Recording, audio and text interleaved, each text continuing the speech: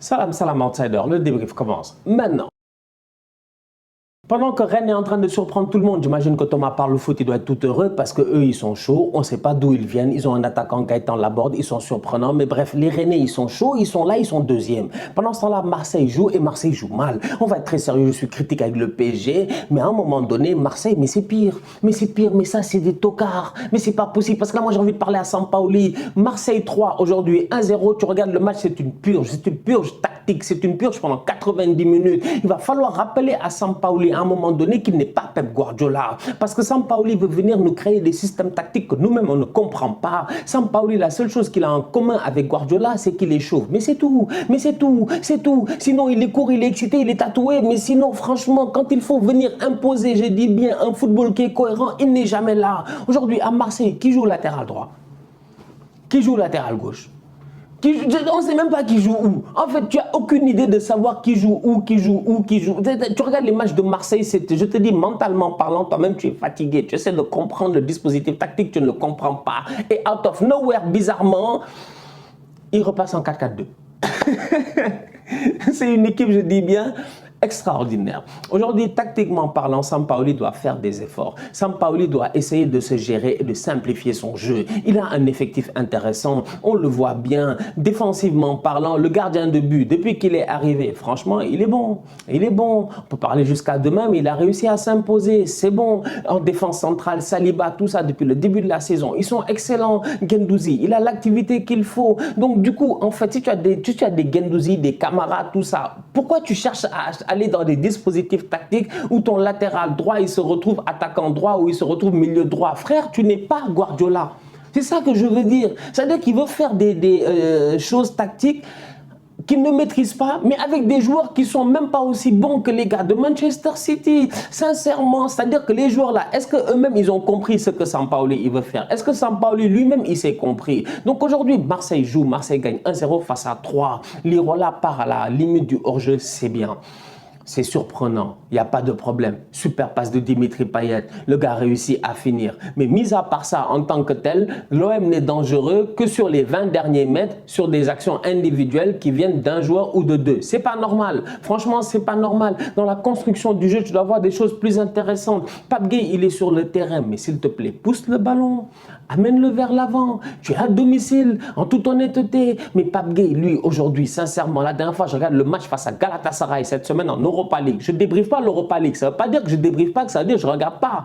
Quand le match face à Galatasaray, sur le premier ou sur le deuxième but, mais son retour, lui et puis Camara, mais c'est laxiste, mais de malade. Mais faites des replis. Si vous ne pouvez même pas faire de repli, mais portez le ballon vers l'avant, vous ne pouvez pas faire les deux. Mais les gars, gérez-vous franchement. Donc aujourd'hui, Marseille joue face à 3. Tu es supporter de Marseille, ce n'est pas intéressant. Le stade est vide. Là encore, il faut parler de la Ligue.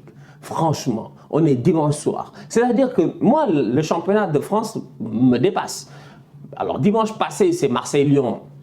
Il n'y a pas de match, on est d'accord. Bon, voilà, les bouteilles, etc. Aujourd'hui, c'est Marseille 3, il n'y a pas de supporters.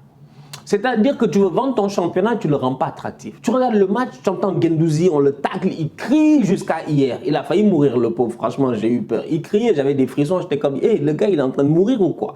Donc c'est pour dire, le stade est à huis clos, le stade est vide. Marseille joue au Vélodrome, un des stades les plus, excusez-moi, le stade le plus chaud de France, et le stade est vide. Et tu te rends compte que cette équipe-là, tu as l'impression que si personne ne gueule derrière, ils ne sont pas chauds.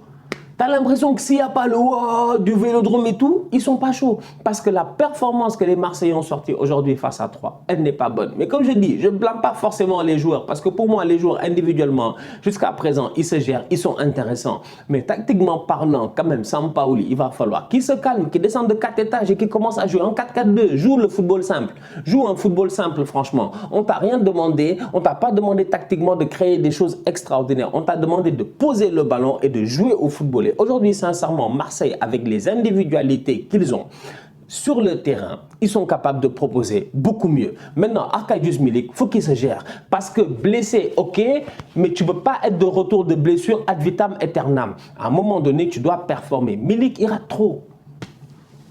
Il rate trop.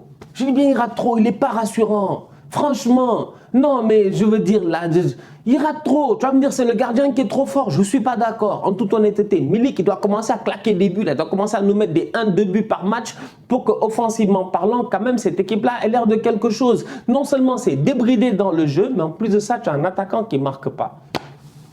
Je te dis, aujourd'hui, le 1-0 face à 3, mais tu as envie de dire ouf. Tu as envie de dire ouf, sincèrement ouf, où la défense de 3 ne s'aligne pas, où Lirola s'en sort, il part et heureusement qu'il marque. Parce que lui, il pensait qu'il était hors jeu. Il était même convaincu, je pense qu'il était hors jeu. Il n'a pas célébré, les gars viennent célébrer, il est comme attendez, je pense qu'il était convaincu qu'il était hors jeu. Mais heureusement qu'il marque, parce que s'il avait raté, ça aurait été un fiasco. Donc c'est pour dire que Marseille a gagné 1-0 face à 3. Et en ce moment, en termes de football, sincèrement, c'est loin d'être rassurant. Lyon a gagné face à Montpellier. Lyon en Europa League et Lyon en championnat, ce n'est pas la même chose. Cependant, je ne suis pas là pour parler de Lyon en profondeur, je suis là pour parler de Paqueta. Nous, on l'a vu durant la Copa América.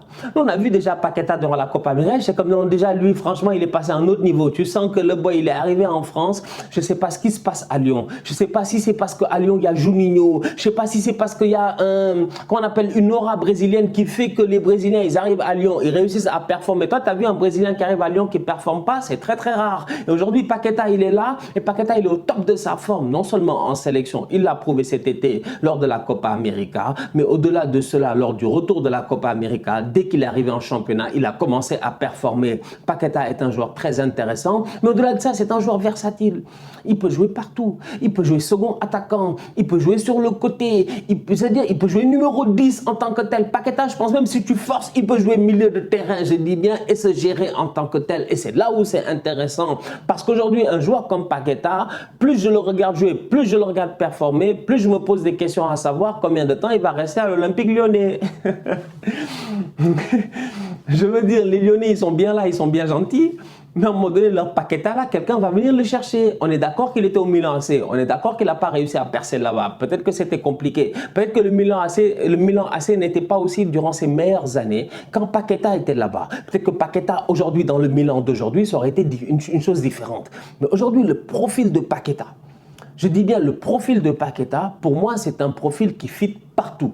Le boy peut jouer, à mon humble avis, en première ligue sans aucun problème. Moi, je vois Paqueta, mais partout. J'aurais dit Arsenal. Malheureusement, on n'a même pas les moyens et je ne pense même pas qu'on soit attractif en tant que tel aujourd'hui. Mais Paqueta, aujourd'hui, est un joueur qui est très, très intéressant, qui pourrait aller à Manchester United, qui pourrait aller à Chelsea, qui pourrait aller partout, je dis bien. Au-delà de ça, il peut même aller en Espagne. En tout cas, voilà un gars. Gardez un œil sur lui. Il est à Lyon, il fait ses matchs tranquillement. Ces derniers temps, ça a été un peu compliqué. Peut-être qu'émotionnellement parlant, il était fatigué. Il enchaîne énormément de matchs. Au-delà de ça, il y a Juninho qui a dit qu'il voulait partir et tout en fin de saison. Donc voilà, ça peut créer quelque chose. Parce qu'on s'entend que Juninho, il a une importance dans ce club-là. Mais une chose est certaine, ouais, watch out. J'ai dit watch out. Top player, très bon joueur. La famille, on se capte très bientôt pour un nouveau débrief. D'ici là, continue à liker, on continue à partager. On s'abonne, on s'abonne, on s'abonne. On est ensemble, on reste en santé. Tous outsiders.